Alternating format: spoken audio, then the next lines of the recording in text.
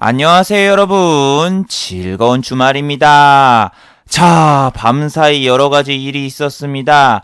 트럼프의 멕시코 관세 부과 그 이슈에 미국과 유럽장은 1%대 급락이 나오면서 완전히 쑥대밭이 돼버리고 말았습니다. 특히 다우하고 나스닥은 장중에 급락이 나왔으나 반등이 나와주면서 양봉으로 혹시 전환할까 생각을 했었는데 막판에 밀어버리면서 다우 같은 경우에는 1.4%, 나스닥 같은 경우에는 1.5% 급락이 나왔습니다. 거기에 더불어 WTI 유가 같은 경우에는 지난주에도 3.5% 정도 하락을 했었는데 오늘 같은 경우에는 무려 5.7% 하락을 하면서 이제 본격적인 무역전쟁에 서막을 알리고 있습니다.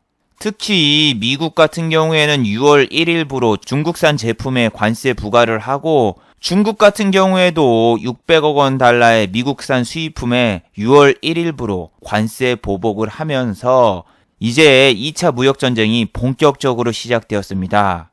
자, 그런데 말이죠. 신기하게도 우리나라 야간 선물 같은 경우에 금요일날 0.08% 상승으로 끝났습니다. 특히 외국인의 매수가 들어왔어요. 그리고 우리나라 같은 경우에는 금요일날 코스닥도 1% 정도 상승했고 코스피도 어찌됐든 상승으로 끝났습니다.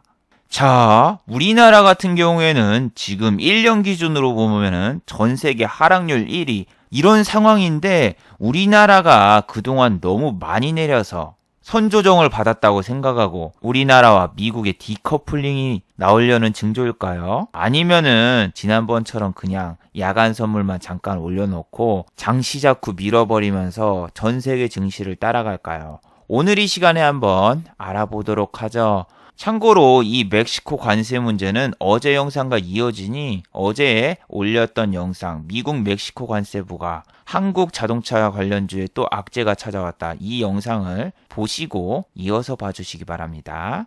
그리고 오늘은 6월 첫 주니까 6월 투자 매매 스케줄도 한번 확인을 해보도록 하죠. 자, 그럼 먼저 해외 시황과 국내 시황 그리고 이번 주 특징주들 한번 살펴보도록 하겠습니다. 자, 그럼 먼저 해외 시황부터 한번 알아보도록 하죠. 자, 다우 지수입니다. 다우 그냥 끝까지 밀렸습니다. 자, 지난번에도 이야기를 했고 어제 영상에서도 분명히 이야기를 했어요. 무슨 이야기를 했죠? 어제 영상에 말했던 거는 미국 같은 경우에 분명히 밀렸어야 되는 자리인데 GDP 발표라던가 무역수지 발표가 되면서 이 이슈로 하루는 버텼다. 그런데 지난번에도 PMI 지수 발표라던가 여러가지 경제 발표 지수가 있지 않았냐. 그때도 이렇게 버텼지만 그 다음날 그냥 싹 빼버렸다. 그런 것처럼 이번에도 하루는 버텨도 그 다음날 멕시코 이슈로 뺄 가능성이 높다. 이런 식으로 이야기를 했는데 지난번과 데칼코마니죠. 여기 보시면은 음봉, 양봉, 음봉 이런 식으로 PMI 지수 발표된 다음에 그 다음에 악재로 빼고 또 GDP 이슈로 올린 다음에 또 빼고 뭐 요런 식으로 지금 계속 저점을 낮춰가고 있는데 얘네는 신고가 근처까지 갔다가 지금 빠지는 거라서 상관이 없지만 우리나라는 지금 연저점을 깨러 가고 있죠. 이게 어제랑 다른 게 뭐냐면은 다우하고 나스닥이 장중에 반등을 한번 줬어요. 반등을 한번 줬었는데 얘네가 쫙 밀렸거든요. 막판에 한 4시인가 그때 밀렸거든요. 제가 어제 잠이 안 와가지고 이걸 살짝 지켜봤었는데 밀려서 이게 분봉이 지원이 안 돼가지고 이게 좀 안 나오는데 이게 시초가에는 보시면 알겠지만 0.49밖에 안 빠졌었어요. 그래서 장중에 1%대 빠졌다가 0.5까지 올라왔다가 다시 막판에 팍 밀렸는데 밀린 이유는 별거 없죠. 예, 지난 이슈랑 똑같아요. 트럼프 멕시코 관세 부과. 자, 이제 멕시코에 10월까지 최대 25%의 관세를 부과할 거라는 이야기가 나오고 있죠. 그리고 이 멕시코 난민 이민자들을 아예 끝장내버리겠다 뭐 그런 식으로 발언을 해가지고 지금 반대의 여론이 상당히 거센데도 멕시코의 관세를 때리고 그 최대 피해주는 기아차가 될 것이다 뭐 이런 뉴스가 나오면서 어제 기아차 같은 경우에 4% 정도 빠지고 현대위아라던가 만도 등 자동차 부품주는 다 내렸어요. 그리고 또 중요한 거는 6월 1일부로 중국에서 수입하는 수입산 물품에다가 이제 관세 부과를 시작할 거라고 또 하는데 이게 1차가 아니라 2차입니다. 2차 관세 부과를 시작을 하고 중국도 더불어 같이 맞불 작전으로 나왔어요. 지난번에는 고위급 회담을 개최하고 좀 더 실무진에서 여러 가지 이야기가 왔다 갔다 했는데 지금 같은 경우에는 맞불 작전으로 나오면서 이게 장기화아이들처럼 장기화가 지속될 거라는 전망이 계속되고 있습니다. 2018년도를 생각해 보시면 알겠지만 원래 2017년도 11월쯤에 뉴스가 한번 나왔었고 이거 트럼프 이거 선거용 전략이야. 중간 선거 전략이야. 이거 페이크일 거야. 잠깐 저렇게 장난치는 거야. 막 이렇게 하다가 1월 말에 본격적으로 무역 전쟁이 시작이 됐고 2월 달에 우리나라 지수가 2600에서 2300을 갔고 그리고 3월에 진짜 관세를 부과할 것인가 말 것인가 막 그 뉴스가 나오다가 진짜 부과를 했고 그 다음에 2018년도 10월 달에 중간 선거가 끝나면 합의하지 않을까 이런 얘기가 나왔는데 합의의 합자도 못 봤죠. 합주기가 됩시다. 합할 때 그 합인데 이것도 안 나와가지고 G20 정상회담까지 끌었고 G20 정상회담에서도 별다른 결과가 안 나왔다가 이제 1월이랑 이제 2월에 고위급 회담을 했는데 뭐 5월 중순쯤에는 이제 무역 전쟁이 다 끝날 것이다 이런 페이크를 보여주면서 전 세계 증시가 다시 신고가를 향해 가다가 또 뻥이요 그 만우절 거짓말처럼 트럼프가 중국과 합의는 없다 이딴 소리 하면서 지금 장이 요 모양 요 꼴이 된 건데 지난번과 똑같아요. 진짜 관세가 부과가 돼버렸습니다. 이게 심각한 게 지금 우리가 5월 6일 날 중국에 관세 부과를 하겠다 하면서 6월 1일까지 아직 시간이 있잖아요. 시간. 영어로 타임, 일본어로 직간, 그리고 중국어로는 몰라. 네, 중국어는 전공이 아니라서. 아무튼 지금 시간이 다 돼버렸어요. 전문 용어로 time over라고 하죠. 시간이 다 돼버려가지고 중국에서도 관세를 발동하고 미국에서도 관세를 발동하고 전면전에 들어간 거죠. 거기다가 이제 더불어 이 나초 사태, 멕시코까지 조져버리겠다. 1+1으로 중국과 멕시코까지 조져버리겠다. 이 얘기가 나오고 있고 화웨이 사태로 인해서 지금 어떤 현상이 벌어지고 있죠? 우리나라 U+라던가 우리나라 기업들도 지금 타격을 받고 있고 고래 싸움에 지금 새우 등이 계속 터지고 있어요. 다이어트 중이라서 그런가 고래밥이 먹고 싶네요. 그리고 국제유가가 지난주까지만 해도 60불대였죠. 근데 53불. 지난번처럼 45불 갈 것 같습니다. 지난번 저점이 45불이었거든요. 그것도 지금 깨러 갈 것 같아요. 그냥 5%가 척 빠져버렸는데 이래서 유가 관련주를 사면 안 된다니까요. 유가 관련주는 진짜 트럼프 말 한마디에 지금 주로 따지면은 뭐 일주일에 5%씩 빠지고 있어요. 그래서 뭐 정유주, 중공업, 그 다음에 플랜트, 뭐 해운 이런 거 샀으면은 진짜 지금 잠 못 자죠. 어제 뭐 현대 중공업이라던가 막 대우조선해양이라던가 이런 거 막 들어갔어 봐요.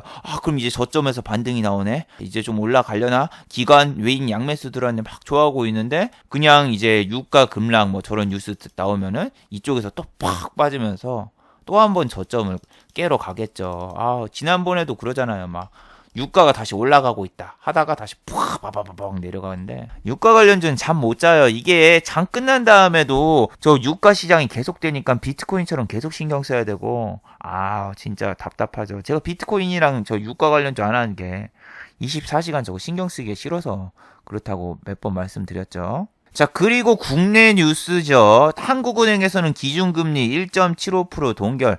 당연히 동결할 거라고 지난번 영상에서 이야기를 했었지만 여기랑 또 이야기를 했었지만 미국 같은 경우에는 두 차례 금리 인하를 할 거라는 얘기도 나오고 있어요. 좀 이따가 이제 6월 스케줄 보면서도 또 FOMC 회의랑 여러 가지 이야기를 할 거지만 2차 정도, 그러니까 1년에 2회 정도 금리 인하를 한다는 얘기는 여지껏 한 적이 없었거든요. 근데 이제 미국에서 금리 인하 카드를 꺼낸다라 한번 볼만해질 것 같아요. 무역 전쟁이 있어도 금리 인하는 증시의 호재죠. 그리고 미국의 필라델피아 반도체 지수를 한번 살펴보시면은 어제 또 내렸습니다. 1.45% 저점을 깨러 또 가고 있는데 지난번에 여기 올랐을 때 0.74 올랐을 때도 삼성전자하고 하이닉스가 못 올랐는데 지금도 이렇게 필라델피아 반도체 지수가 내리면은 다음 주도 또 내릴 가능성이 있죠. 쟤네는 올라도 내리고 내려도 같이 내리고 지금 그런 상황인데 삼성전자하고 하이닉스 같은 경우에는 화웨이 이슈 때 피해를 좀 볼 수밖에 없죠. 삼성전자는 뭐 스마트폰이 화웨이 거보다 삼성전자 걸 써서 대체가 될 수 있다. 뭐 이런 얘기가 나오고 있는데 이 화웨이에다가 하이닉스하고 삼성전자 램 들어가는데 그건 생각 안 하시나? 반도체로 조져버리고 스마트폰이 잘 팔리면 뭐합니까? 그리고 지금 D램 가격 어제 보여드렸죠. 37,000원입니다. 마에 4만원대가 깨지고 램 가격이 계속 내리고 있고 어제 한국에서는 또 무슨 지수가 발표가 됐습니까? 자, 무역 수지 지수가 발표가 됐습니다. 흑자가 90% 감소. 이제 다음 달 되면은 우리 무역 수지가 적자로 돌변할 거라는 그런 얘기가 나오고 있고 중국 관광객이 별로 안 왔다. 그리고 중국 소비주가 못 나간 것도 있고 반도체 관련해서 회사들이 부진을 보였다. 뭐 그런 것 때문에 지금 무역 경상수지 적자가 다음 달이면은 진행될 것이다. 뭐 요런 이야기가 나오고 있어요. 그래가지고 또 지금 한국 시장에도 또 이게 또 다른 악재로 지금 진행이 되고 있는데 우리는 다음 분기 GDP 발표, 그 다음에 무역 경상수지 아니면은 또 PMI 지수라던가 요런 거 발표하면 발표할 때마다 환율이 오르고 그리고 또 환차익으로 인해서 외국인 자금이 이탈되면서 코스피 코스닥이 더 내릴 가능성이 커집니다. 거기다 무역 전쟁도 계속되면은 우리나라 중국 소비주라던가 면세점 그리고 중국과 관련 있는 모든 주식이 지금 우리 코스피 코스닥이 50%가 넘게 있는데 다 실적 어닝 쇼크 나오면서 상당히 안 좋은 모습을 보일 가능성이 많습니다. 그래서 지금 버티자 하면은 여러분이 더 손실이 커질 수가 있어요. 그래서 지금 여러분이 잘못 버티다가는 진짜 끝장날 수 있어요. 2600에서 버티신 분들 지금 제자리 돌아오신 분 한 분이라도 있나요? 없어요. 2600에서 물리신 분들은 10년이 아니라 우리 증시 역사상 가장 최고가에 물리신 분들이라서 어떻게 지금 할 수 있는 방법이 없는데 그분들이 한 2300대라도 어떻게 좀 손해 보면서라도 주식을 팔았었으면은 그나마 다행이지. 지금은 이제 더 심각해졌죠. 자, 그리고 나스닥 헬스케어 지수입니다. 1.65% 내렸습니다. 전날에 우리나라 삼성바이오로직스 그리고 셀트리온 헬스케어, 셀트리온 제약 거기다 신라젠까지 다 반등이 나왔었어요. 그래가지고 코스닥 같은 경우에는 제약바이오가 좀 올라오면서 1.04%까지 상승을 했었는데 제약바이오를 또 빼버리면 반대로 이 주가가 그냥 홀라당 다 까져버리는 그런 상황입니다. 우리가 믿을 거는 야간 선물이 0.08% 아니 0.08% 이거 오른 거 밖에 없고 외국인 매수가 그나마 들어왔다. 요거밖에 없습니다. 그리고 이 선물도 금요일 날 별로 안 팔았고 외국인 수급 들어왔다. 이것만 보고 확대 해석을 하시는 분도 있어요. 왜냐하면 외국인 자금도 들어왔고 야간에도 샀으니까 6월부터서는 디커플링이 나올 수도 있다. 우리나라는 저평가다. 뭐 이런 식으로 해석을 하시는 분도 있지만 지금 우리나라는 전 세계 증시 꼴찌입니다. 1년치도 그렇고 지금 3년치도 4% 정도만 빠지면 우리가 전 세계 꼴찌를 이어가는데 터키는 여기까지 올라갔어. 와. 꼴찌 나라에서는 디커플링을 기대하기보다는 뭘로 꼬실까? 그리고 우리나라는 기울어진 운동장, 공매도가 개인이 안 들기 때문에 쟤네는 계속 개인의 시장 참여를 유도시키고 그 다음에 꼬셔놓고 던지고 이런 식으로 갑니다. 여러분이 계속 내리기만 하면 시장 참여를 안 하잖아요. 근데 이거를 이렇게 와가지고 이쪽에서 꼬셔놓고 공매도 치고 빼버리고 또 여러분이 시장 참여를 안 하니까 이 정도까지 올려놓고 또 사람들 여기 연고점에 지난 고점 뚫러 가겠구나 이번에 진짜 가겠구나 하면서 꼬셔놓고 또 하고 뭐 이런 식으로 계속 계단식으로 뺄 가능성이 높고 저는 코스피 2,000원 깨진다고 봐요. 이게 뭐 바로 다음날 빠지는 게 아니라 꼬셔놓고 지난번에도 이렇게 이틀 꼬셔놓고 뺐던 것처럼 좀 계속 그냥 꼬시고 빼고 뭐 이런 식으로 갈 거라고 생각을 합니다. 그리고 5월 31일 날 기관이 좀 샀다면은 양매수 이렇게 들어오면서 기관이 지수를 좀 방어하려는 것 같네요. 이렇게 얘기를 해드릴 수도 있는데 이거 보시면은 기관이 얼마나 샀어요. 여기서 뭐 1조 원 샀다. 이거 좋아하지 말라. 얘네들 1조 원 이틀이면 다 판다. 1조 원 산 게 중요한 게 아니라 이게 매수 주체가 금투라서 외국인이 매수가 들어오면은 곡성에 외지인처럼 미끼를 탁 물면은 바로 작동하는 그 덫처럼 얘네 바로 팔잖아요. 외국인이 좀만 산다 하면은 얘네 바로 팔아버린다니까요. 기다리고 있는 거예요. 금투가. 그래서 삼성전자하고 하이닉스 가장 시총이 큰 것들 막 이렇게 금투가 계속 팔면서 지수 자체가 이렇게 위로 못 올라가고 있는데 지금 여러분이 뭐 저가 매수다 아니면은 뭐 2분기 실적 턴어라운드 나올 거다 뭐 이런 생각하고 있다가는 큰 코 다칩니다. 큰 코. 2분기도 실적 안 좋을 거예요. 그리고 3분기 때 삼성전자하고 하이닉스 턴어라운드 할 거다. 그거는 무역 전쟁이 가속화되거나 이렇게 장기화 애들처럼 장기화 된다는 조건이 없다는 그 전제하에 지금 그런 레포트들이 나온 거였고 지금은 나올 수가 없지. 어닝 쇼크는 누가 봐도 기정사실화. 물론 아직 2분기니까 3분기까지 예측하는 거는 좀 무리가 있지만 이 상황, 이 무역 전쟁 지금 뭐 화웨이 이슈까지 터진 이 상황에서는 도저히 어떻게 누가 뭐 세종대왕님이 오셔도 세종대왕님은 물론 한글을 만드신 분이라서 주식은 모르겠지만 이거 모른다니까 이거 며느리만 알아요 이거 진짜. 자, 그리고 나스닥. 우리나라는 다우보다 나스닥이 더 중요합니다. 뭐 다우 뭐 저런데 포드라던가 GM같이 뭐 자동차주가 저쪽에 있긴 하지만 나스닥에는 반도체, 마이크론이라던가 마이크로소프트 거기다가 애플 예, 그리고 뭐 페이스북, 아마존 뭐 시총이 높은 IT 반도체가 다 있기 때문에 얘네가 내리면은 우리나라 코스피도 같이 따라 내리는 경향이 많죠. 물론 바이오도 여기 있기 때문에 그것도 따라 내리는데 1.51% 내렸어요. 얘도 장 중에는 반등이 좀 나와가지고 올라갈라 이렇게 했는데 얘는 초반부터서 0.8까지 내려서 그냥 쑥 밀어버리더군요. 특히 마이크론이 내리면은 하이닉스하고 삼성전자가 어떻게 된다? 쌍쌍바처럼 같이 쌍으로 내리는데 마이크론이 또 2.13% 내렸어요. 지난번에 얘기했던 거는 어떻게 됐다? 이어서 내린 거예요. 이어서. 이렇게 또 내려가지고 아씨 이것도 여기 저점 깨러 가는데 얘네가 이제 저점 깨잖아요. 그러면은 뉴스가 나와요. 마이크론 연중 최저치.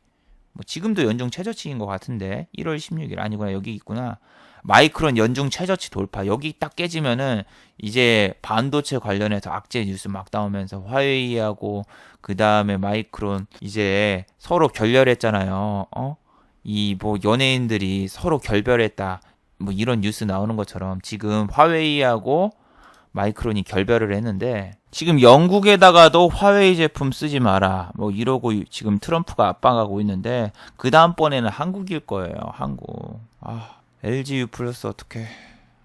얘네 5G 부산에서 하나도 안 터지던데 지금 연중 최저치 향해 달려가고 있는 LG U 플러스 절대 손도 대지 마세요. 지금 이거 잘못 잡으면은 진짜 트럼프가 야 한국 니네도 화웨이 제품 전체 쓰지 마 하면은 우리는 누구 말을 따를까요? 지금 중국에서는 한국 도와달라 이러고 있고 미국에서는 지금 쓰지 말라고 하고 있고 근데 또 우리가 중국 말을 또 안 들으면은 또 한한령 또 강화시키면서 사드 보복 때처럼 우리나라에 또 결정적인 타격을 입을 수가 있고 그리고 또 미국 말을 안 들면은 자동차 관세라던가 우리나라도 철강 관세라던가 뭐 이런 걸로 우리나라를 또 조져버릴 수가 있어요. 자, 그리고 어제 나온 뉴스 보시면 알겠지만 롯데쇼핑과 그 다음에 이마트가 신용 등급이 하락을 했어요. 하락. 근데 이마트하고 롯데쇼핑이 왜 하락을 했냐면은 중국에서 사업 부진으로 중국 지점을 철수하면서 그로 인한 신용 등급이 하락인데 중국 애들이 저렇게 무섭다니까요. 맨날 뭐 불매운동을 하거나 아니면 한국 가지 마라 뭐 이런 것만 해도 우리나라 회사들이 그냥 휘청휘청 거버린다니까요. 그래가지고 이 무역전쟁이 어떻게 안 끝나면은 우리나라 지수는 계속 계단식으로 그냥 쭉 빠지고 이 저점이 어느 정도까지 나올지를 예측을 못 하겠어요. 지난번에는 이거 한 1900은 깨지고 그 다음에 뭐 반등이 나올 수 있습니다. 뭐 이런 식으로 해도 잡혔는데 지금은 1900 깨지면은 1800도 갈 수 있을 것 같고 아니 그냥 7월 8월 돼가지고 GDP 발표하고 무역 경상수지 드디어 적자 전환 요런 뉴스 한 번만 나오면은 그냥 빵 하고 환율 그냥 1200원대 쭉 가고 이렇게 가는데 내가 막 이런 데서 빠질 때도 막 얘기를 했잖아요. 우리나라 지금 뭐 GDP 발표하고 이거 왠지 이상합니다. 환율이 이렇게 오른 적이 없어요 하는데 막 사람들이 이렇게 공포심을 자극하냐 했는데 공포심을 자극하고 그때 현금 확보했었으면 여러분 돈도 안 날려요. 근데 여기 이제는 댓글에 그런 애들도 없잖아요. 내일 급반등 나옵니다. 내일 반등 나옵니다. 내일 여기가 바닥입니다. 이런 애들도 없잖아요. 왜냐면은 맨날 내리는데 그런 얘기 쓸 힘도 없는 거죠. 그런 애들 알바가 너무 많아가지고 지금 알바 단속도 해야 되는데 뭐 요즘에 이런 알바 많은데 주의하세요. 영상을 올리면은 영상 올리자마자 1분 만에 막 댓글이 달리는데 여러분 이런 거 조심해요. 어제 제가 스트리밍에서도 이야기를 했지만 이게 다른 유튜버라던가 아프리카 누구 BJ를 언급하면서 얘 정말 못하는데 김천재님은 다르시네요. 막 이런 식으로 댓글 다는 애들. 이게 노이즈 마케팅입니다. 얘를 욕하는 것 같지만 이렇게 글을 써놓고 밑에다가 또 댓글들이 하나 둘 셋 넷 이렇게 달리는데 어떤 놈은 괜찮은데요. 어떤 놈은 나쁜데요. 어떤 놈은 괜찮아요. 막 이렇게 토론을 하는 것처럼 이렇게 댓글이 달려요. 아이들은 다 다르고. 근데 이게 댓글이 10초 만에 달렸어요. 10초 만에 복사해서 붙여넣기, 복사해서 붙여넣기, 복사해서 붙여넣기. 이런 식으로 해가지고 유튜브 AI가 자동으로 잡아냅니다. 저런 애들이 한 곳에서 그런 게 아니라 여러 군데서 저러고 다녀가지고 똑같은 걸 저렇게 계속 쓰면은 자동으로 스팸 차단이 되거든요. 그래서 지금에 알아서 차단됐는데 지금 같은 장에서 뭐 손실을 도와주겠습니다. 손실 난 거 도와주겠습니다. 뭐 그러면서 꼬시는 애들도 있지만 저렇게 노이즈 마케팅 하는 애들 진짜 조심해야 돼요.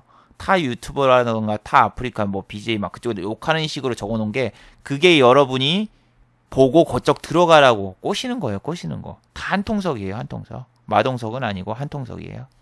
자, 그리고 6월 증시 스케줄 한번 확인해 봅시다. 자, 6월 6일이 현충일입니다. 이제 쉬는 날이 불안해진 게 뭐냐면은 우리가 쉴 때 미장, 유럽장, 뭐 아시아 증시가 다 폭락을 해버리면은 우리는 개왕권 10배처럼 그 다음날 진짜 2배로 때려 맞을 수가 있습니다. 그래서 전 평일날 쉬는 걸 되게 싫어하는데 현금 가지고 있으면 그나마 상관없어요. 그래서 이 현충일이 있으니까 어떻게 해요? 여기 5일이라던가 이제 7일 조심해야 되겠죠. 5일날 잘못 종가 베팅을 때려버리면은 7일날 그냥 두드러 맞을 수 있어요. 그리고 6월 13일 선물 옵션 동시 만기일입니다. 자, 지난번에는 옵션 만기일이었지만은 이제는 프레젠터하고 옵션 선물과 옵션이 동시에 만기라서 이 4마녀의 날의 파워는 정말 셉니다. 지난번과 달라요. 선물 만기, 그 다음에 옵션 만기 이렇게 두 개니까 어떻게 되겠어요? 예, 2만기죠. 그래서 위아래로 정말 흔들 수 있는 그런 날인데 이번에는 하방으로 더 밀 수 있습니다. 만약에 저 때가 코스피가 2000 정도 됐다. 그럼 1900까지 그냥 쑥 밀어버릴 수도 있어요. 그래서 5월 13일 날 주의하시고 또 5월 13일 날 코스피 200과 코스닥 150 이제 정기 변경이 있어요. 정기 변경. 이제 포트 교체 같은 건데 여기 이제 해당되는 종목들은 막판에 투매도 주의하시고 좀 조심하세요.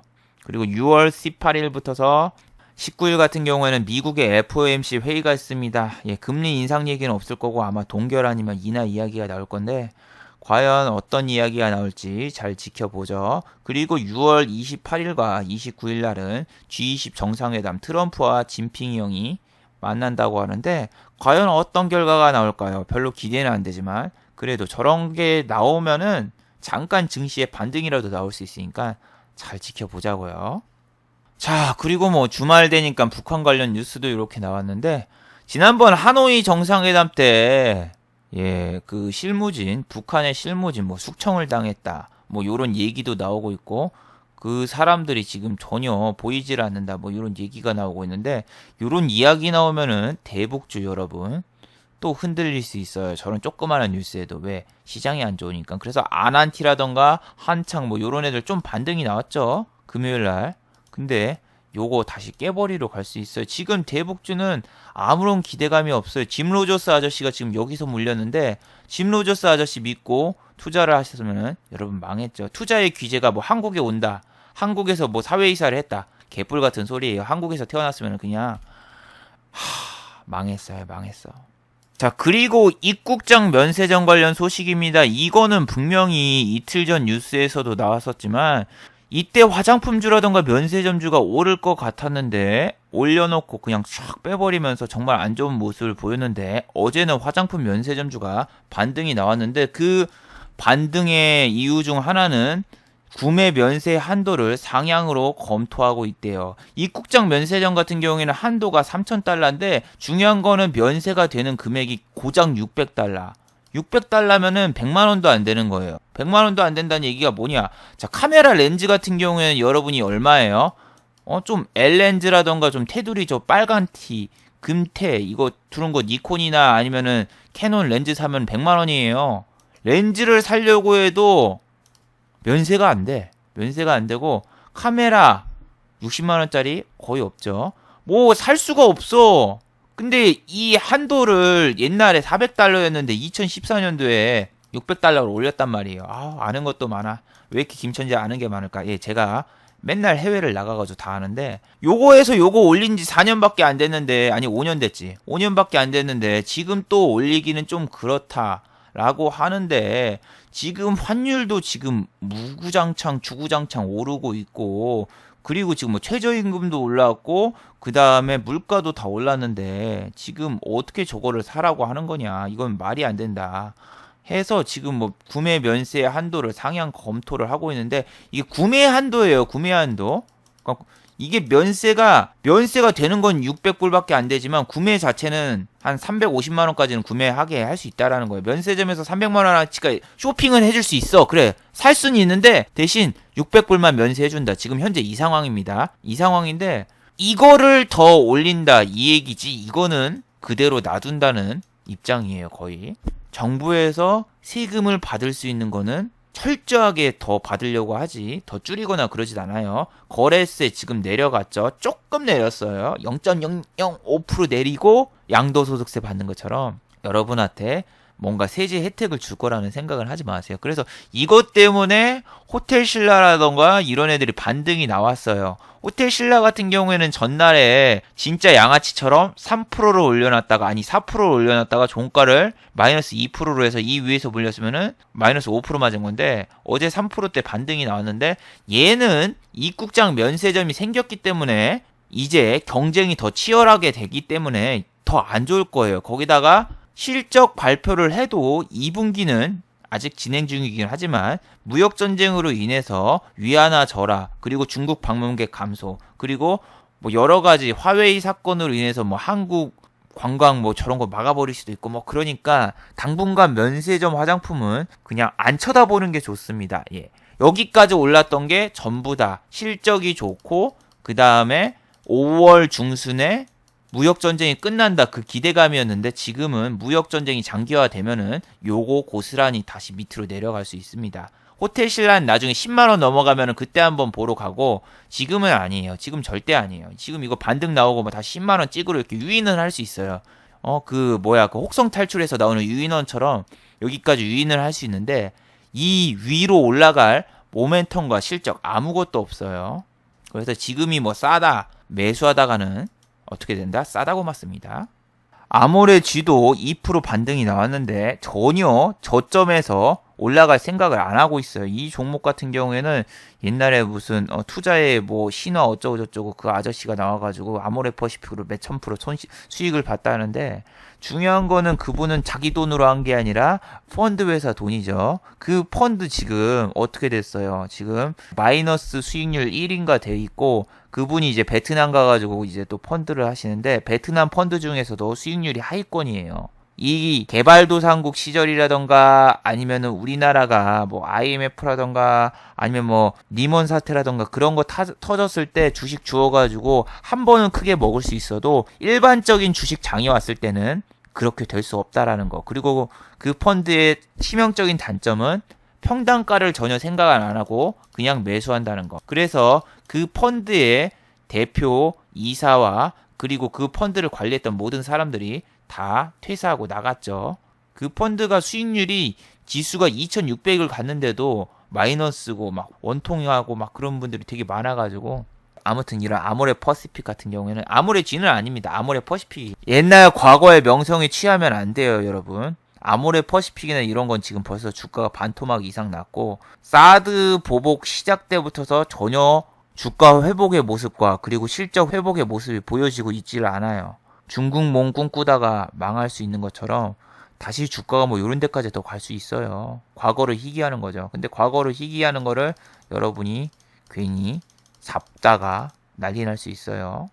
자, 그리고 얼마 전에 SM, 그 SM CNC 뭐 그런 데가 아니라 SM 수만 그 엔터테인먼트 관련주죠. SM 엔터테인먼트 같은 경우에는 이제 또 행동주의 펀드 뭐 KCGI처럼 이 행동주의 펀드에서 뭐 배당을 올려달라 아니면은 뭐 여러 가지 주주 친화 정책을 내놔 이렇게 이야기를 했습니다. 그 뉴스가 나온 다음에 SM의 주가는 어떻게 됐죠? 올랐어요. 주가가 이렇게 뿅 하고 오르고 그 다음날에도 이렇게 뿅 하고 올랐습니다. 그 YG 엔터테인먼트 성접대 사건 이후로 계속 내리던 주가가 저 주주 친화 정책 뉴스 나오면서 여기를 뿅 하고 올랐다가 다시 내려왔는데 요 뉴스를 보시면은 주주 서항 검토라던가 아니면은 여기 주주 친화 정책 배당 뭐 그런 거 이야기를 하고 있는데 아직까지 SM에서 알겠습니다. 자, 배당을 확대하겠습니다. 뭐 이런 얘기는 없어요. 근데 지난번 뭐 여러분이 뭐 한진칼 때처럼 조씨 일가한테 일침한다고 막 주식 사들여가지고 주식 올린 것처럼 SM이 이만큼 막 오르면서 여기 막 가고 그러기에는 지금 너무 안 좋아요. 지금 SM 자체가 아니라 엔터 관련주가 지금 주식이 어떻게 되고 있어요. 지금 성접대 의혹 막 나오고 있고 막 싸이씨도 막 인터뷰하면서 막 나오고 있잖아요. 지금 그런 뉴스가 딱 퍼지는데 얘네 쪽만이 아니라 뭐 다른 엔터테인먼트도 그랬다 그러면 주가 그냥 박살납니다. 아니 지난번에 얘기했잖아요. 이런 애들 따라간다고 이쪽에서도 의혹이 터지거나 그러면은 저쪽도 간다고. 지난번에 얘네 올라갈 때 왜 실적 잘 나온 JYP는 같이 내렸을까? 얘네 실적 잘 나와서 이렇게 올라갔어요. 근데 이 접대 의혹이라던가 뭐 이런 거에 여성 아이돌이 들어있다. 근데 여성 아이돌이 YG뿐만이 아니라 다른 데도 있다. 뭐 이런 루머성 기사에 그냥 주가가 요만큼 올랐다가 촥 빠졌는데 이런 게 무서워서 저런 거 지금 따라 들어갈 수가 없어요. 막 근데 지난번 뭐 한진칼이라던가 막 그런 거 생각하고 SM 사자 그럴 수는 없습니다. 여기 보시면은 뭐 외국인 살짝 있고 기관이 뭐 이렇게 샀는데 기관이 뭐 이번에 KB금융자산인가 뭔가에서 막 사고 그랬다는데 외인 수급이 아니라 기관 수급만 보면 어머 수급이 괜찮네 했지만 제가 일진 머티리얼스라던가 뭐 이런 거 보여주면서 아니 기관이랑 외인의 수급만 믿는 게 아니라 우리는 공매도도 봐야 되고 대차도 봐야 되는데 지금 공매도 같은 경우에도 12%를 올렸을 때 공매도 대금이 더 올라갔죠. 그리고 더 올리면서 공매도를 더 많이 치면은 우리는 빠져나올 수 없는 늪에 갇히게 됩니다. 그리고 중국 쪽과 이제 안 좋으면은 사이가 안 좋아지면은 이 엔터테인먼트주 정말 피해를 많이 받습니다. 중국에서 콘서트라던가 뭐 그런 것도 못하고 지난번에는 한 예로 중국에서 가수 B씨라던가 이런 사람이 초청받았다 하면서 엔터주가 갑자기 올랐던 적이 있잖아요. 그런 것처럼 지금 한국인 연예인 뭐 지금 방송 출연 금지라던가 뭐 이런 것도 막 세세한 것도 많이 있기 때문에 이 엔터테인먼트 주가가 오르기는 상당히 힘들어요. 악재는 기다리고 있는 게 많은데 호재는 김호재 씨 빼고 없어요. 자, 그리고 하나 주가가 지금 뉴스를 보시면 5년 전 주가로 희귀했다 뭐 이런 뉴스가 나오고 있죠. 한화 정말 화가 난다. 화나. 화나의 약자인데 야구 때문에도 정말 화가 나는데 주식도 정말 화가 납니다. 10년 동안 오른 적이 없고 계속 내렸다. 이래서 대기업 주식 산다고 뭐 안전하다 그런 거 개소리라고 제가 맨날 얘기해 주죠. 10년 동안 이 주식을 가지고 있었으면은 이게 10년도 넘었지. 12년 동안 가지고 있었으면은 9만 원짜리 주식이 2만 원이 되는 기적. 그러니까 한 7분의 1 토막축도 났는데 오른 적이 없어요. 오른 적. 지금은 여기 5년 전 주가로 희귀했다 뭐 하는데 여기 9년 만에 최저치인가? 오징어 석삼 너구리 육개장. 자, 뭐 이 정도 이렇게 빠졌는데 지금 다시 또 저점 깨러 가고 있죠. 근데 지금 화나가 뭐 지금 아시아나 인수라던가 뭐 그런 거라던가 할 줄 알았는데 안 하고 거기다가 뭐 롯데카드 인수라던가 뭐 그런 거 할 줄 알았는데 그것도 안 하고 뭐 경쟁력이 별로 그렇게 없죠. 뭐 그래도 이번에 뭐 북한 갈 때는 같이 비행기 타고 이재용 씨랑 뭐 가고 그랬는데 하나가 주가가 지금 한 달 넘게 내렸나? 2달째 계속 내린 거죠, 이거. 한 달 넘게 내렸네요. 한 달하고 반 정도 쉬지 않고 내렸는데 그 위에도 내렸고 그 위에도 내렸고 뭐 그런데 이런 게 여러분 반등이 나와봤자 이런 식으로 나와요. 반등이 나오면은. 근데 반등이 봐봐.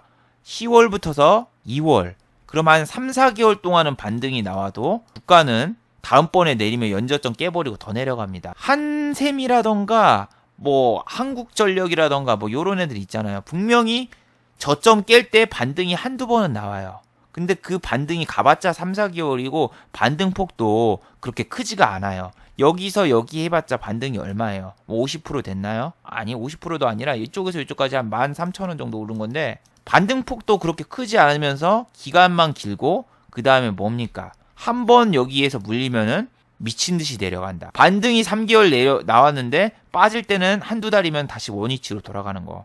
잡주 아니 연중 최저치 가는 그런 52주 신저가 종목의 특성인데 요런 거 3달 나온다고 여러분이 좋아할 필요 없다고요.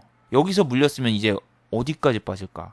그래서 한샘도 예전에 그 무역전쟁 때문에 막 오르고 그랬잖아요. 이거 오르면 뭐 하냐고요. 여기서 여기? 응? 여기서 여기 했으면 2배 먹었겠다 좋아하고 그런 게 아니라 이 종목은 뭐 업계에서 지금 실적도 안 좋게 나왔고 뭐 이케아 문제라던가 여러 가지 문제도 있고 여기 옛날에 뭐 성접대라던가 뭐 이쪽도 문제 있었잖아요.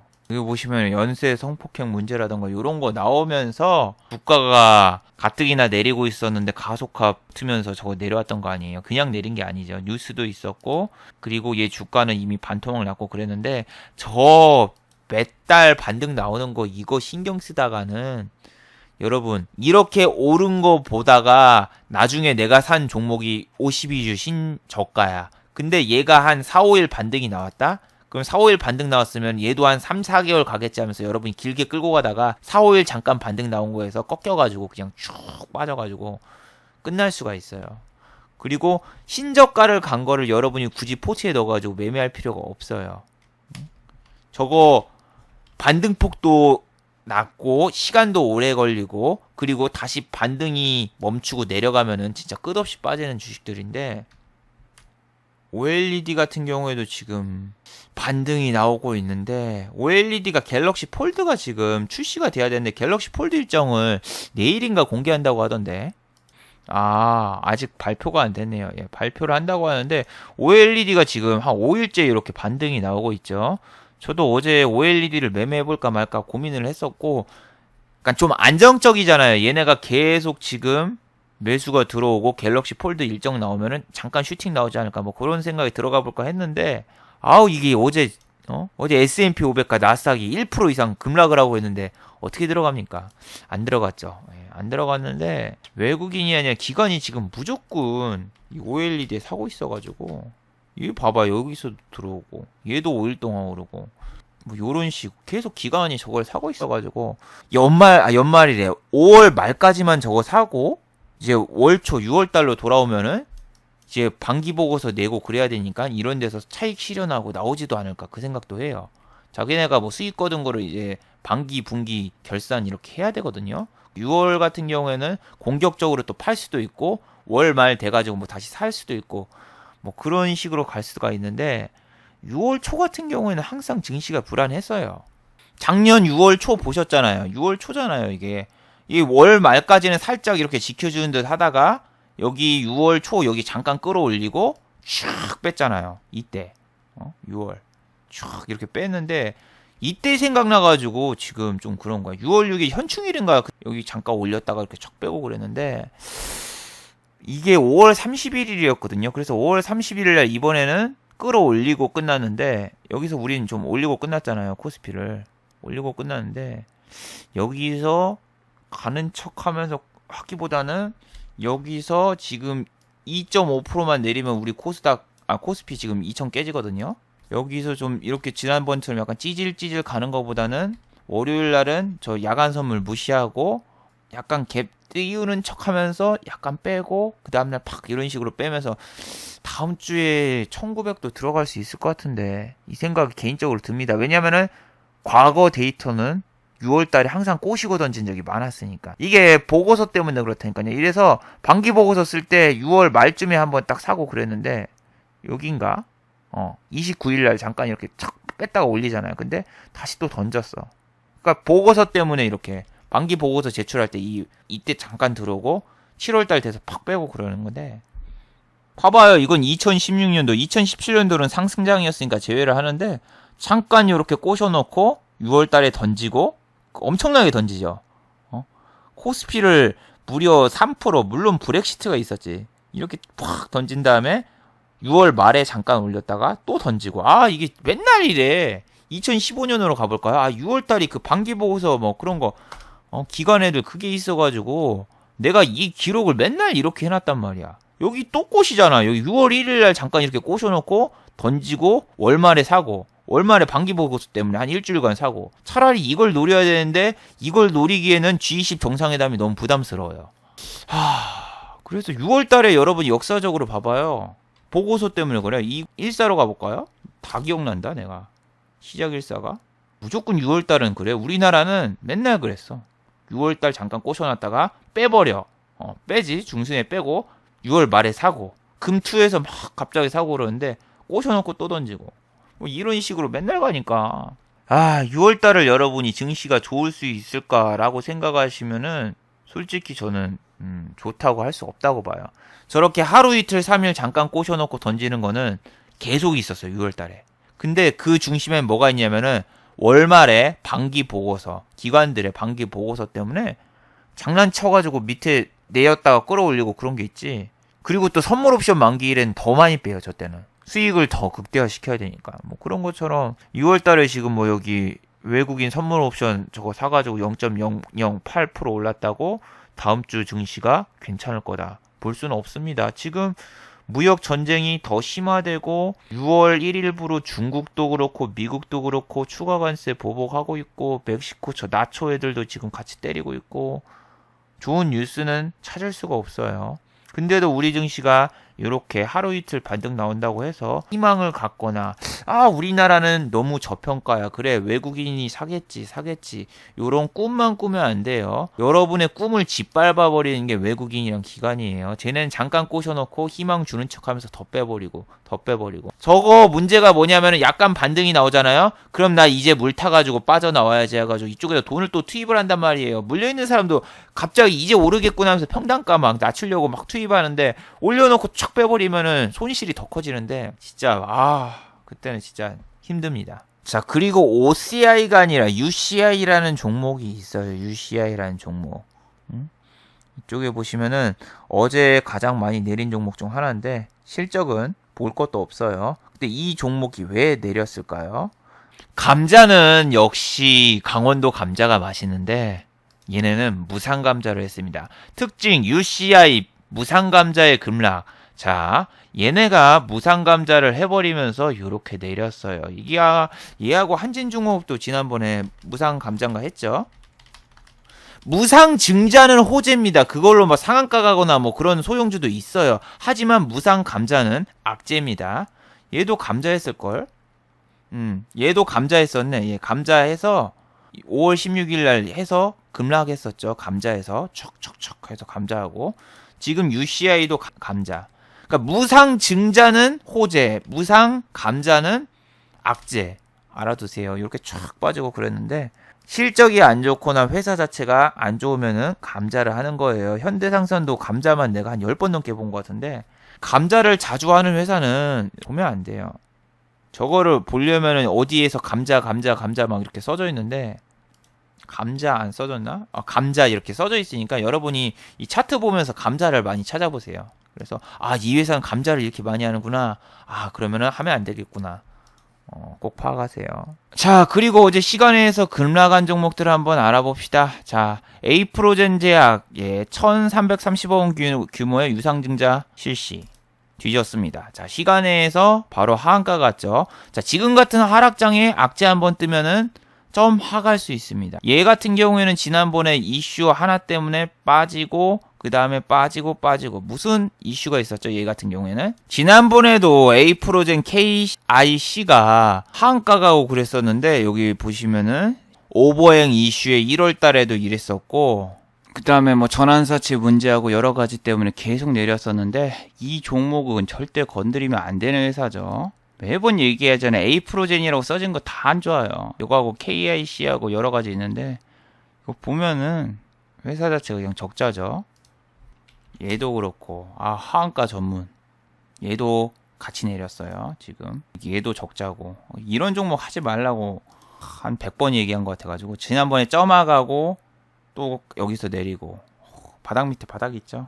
그리고 이 종목만 하한가를 간 게 아니라 상보라고 다른 종목이 있는데 똑같아요. 얘도 291억 원 유상증자. 바로 하한가입니다. 지금 투심이 안 좋기 때문에 유상증자 같은 거 떨어지면 바로 하한가 가고 다음날 점화갈 수 있어요. 자, 그 다음에 G스마트 글로벌 옛날에 매매했었어요. 2016년도에 조이시티하고 그 다음에 G스마트 글로벌이 하한가를 갔습니다. 코스닥이 500대에 진입하면서 슈퍼개미들의 반대 매매가 나오면서 하한가를 갔었죠. 예, 그만큼 지수 하락이 계속되면은 슈퍼개미도 반대 매매에 나가게 됩니다. 슈퍼개미들은 레버리지를 써요. 안 쓸 것 같지만 씁니다. 웅진의 대주주도 레버리지를 썼다가 반대 매매에 끝났던 것처럼 주가 하락이 계속되고 횡보를 하게 되면은 계속된 하락이 나오는데 우리 코스피하고 코스닥 1900대 내려가거나 그러면은 2600에서 물린 슈퍼개미들도 못 버텨요. 그리고 반대 매매 나가고 하한가 가고 그럴 수 있는데 G스마트 글로벌 유상증자 결정 이게 제가 알기로는 변경 재상장인가 뭐 했을 거예요. 액면 분할 같은 거 했을 거예요. 액면 분할 했네. 제가 옛날에 얘를 16,000원에 샀거든요. 근데 지금 동전주가 돼 있네. 16,000원에 산 것도 있지만 지난번에 슈퍼개미가 8억인가 9억인가 던졌는데 그걸 아무도 안 받아줬어. 소형주의 문제가 그겁니다. 10억만 던져도 하한가를 가버려요. 이때 내가 샀어. 이때 사가지고 여기서 팔았거든요. 여기서 정확히 팔고 나왔는데 이 회사 자체가 그 당시에는 적자 회사가 아니어가지고 얘 진짜 한 1년 끌고 가면은 괜찮을까 했는데 아니야. 그때 끌고 갔으면은 나는 없었어요. 이 영업이익이 점점 감소를 하고 있었죠. 그러다가 여기서 좀 늘었단 말이야. 내가 근데 2016년도에 내가 거래를 했으니까. 그래서 이거 보면 이 회사 자체가 좋아 보이는데 다음 년도도 좋게 나왔지만 얘 안 오르더거든요. 정말 웃긴 게 상승장인데도 얘는 주가가 회복이 안 돼. 그리고 뭔가 회계에 문제가 있어가지고 2018년에 뻥하고 적자 전환했는데 와 이거를 진짜 그때 내가 꽤 큰 금액으로 했었고요. 큰 금액으로 했던가 어떻게 했던가 잘 기억이 안 나는데 이때 안 팔았으면은 나는 영영 탈출을 못했을 거다. 이 생각을 해보면 무섭고 고작 8억 원 던졌다고 이렇게 얘하고 동시에 조이시티도 같이 그랬어요. 조이시티는 한 이틀 전에 그랬고 얘는 6,000원이야. 나 3만원대 거래했어요. 3만원대. 참. 야, 안 본 사이에 이렇게 됐네. 조이시티 프리스타일로 잘 나가던 회사였는데 저는 게임 회사에서 근무를 해가지고 옛날에 조이시티 프리스타일 초창기 때 그때 있었는데 나도 3만원대인 거 이때 있었는데 하한가 가가지고 주가가 여러분이 내려가면은 무서운 게 그거라니까요. 반대 매매가 개인이 아니라 슈퍼개미들의 반대 매매를 생각을 해보세요. 슈퍼개미들이 반대 매매 나가면은 기관 애인이 잡을까요? 안 잡아요. 소형주는 절대 안 잡아요. 특히 그게 언제 밀리냐면은 동시호가 때 밀어버려요. 동시호가 때. 동시호가 때 하한가 가는 거는 대부분 슈퍼개미예요.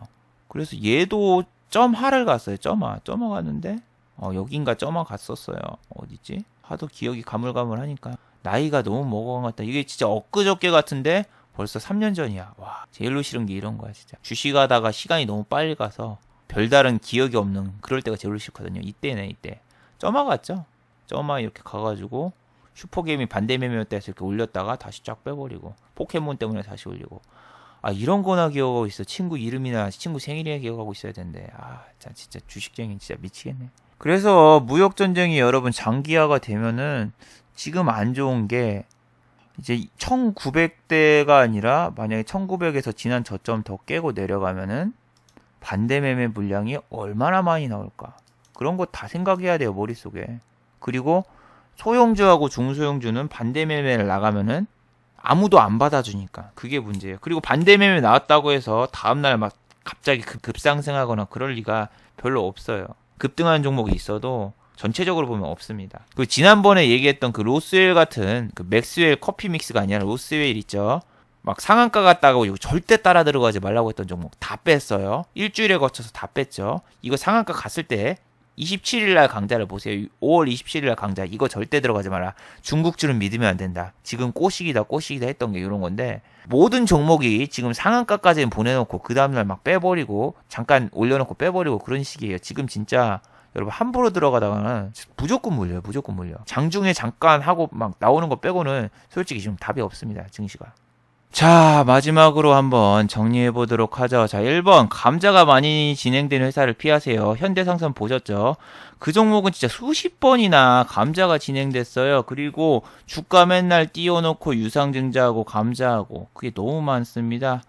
저렇게 감자 내역들은 차트에 감자했음이 이렇게 써졌으니까 이런 종목들 꼭 피해서 매매를 하시기 바랍니다. 자, 6월달은 변동성이 심합니다. 몇 년간 6월달 코스피 차트 보세요. 계속 빼고 계속 왔다 갔다 그리고 월말에 살짝 올리고 그 다음 달에 또 빼고 맨날 그런 식이에요. 뭐 코스피 6월달 같은 경우에는 뭐 반기 보고서 기관들 뭐 반기 보고서 제출이다 뭐다 하면서 윈도우 드레싱 살짝 나오긴 하는데 이번 달 같은 경우에는 G20 정상회담이 있어서 그마저도 불투명합니다. 그래서 조심하시기 바랍니다.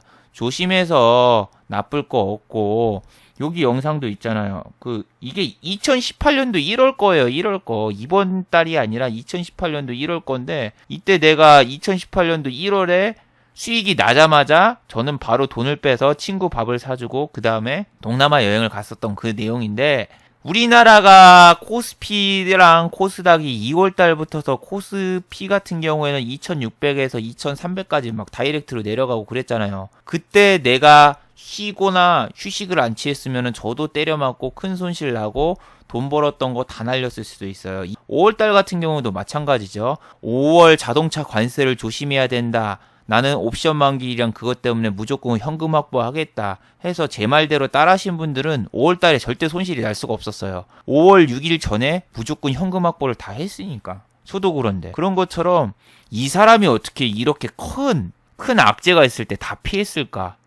그런 걸 좀 보세요. 여러분 큰 손실만 안 보면은 수익이 100원이 됐든 200원이 됐든 무조건 이득인 거예요. 크게 먹는 게 중요한 게 아니라 손실을 크게 안 봐야죠. 크게 먹으면 뭐예요? 그 다음날 다 때려 맞으면은 아무런 의미가 없잖아요. 그래서 돈을 지킬 줄 알아야 되는데 사람들은 매매를 끝맺지를 못해요. 자기가 수익이 좀 나면 이제부터서는 진짜 꽃길만 걷자 하면서 계속 매매하다가 하락장 와서 돈 다 날리고 아니 돈도 더 크게 날려요. 투자금이 커져가지고 그런 식으로 되기 때문에 여러분도 돈을 좀 잘 지키시기 바랍니다. 지키시기 바래요. 자, 유튜브 광고도 끝까지 시청해주시면 정말로 고맙겠고, 좋아요와 구독하기도 많이 눌러주시면 정말로 고맙겠습니다. 자, 그리고 지금 유튜브 이벤트가 있어요. 여기 김천재의 일상 밑에 보시면은 유튜브 3주년, 예, 제가 지금 유튜브를 한 지 벌써 3년이 넘었습니다. 3주년 특별 기념 이벤트가 있으니까 이 영상 보시고, 예, 많은 참여 부탁드립니다. 자, 다들 수고하셨고, 즐거운 주말 되시기 바랍니다. 수고하셨습니다.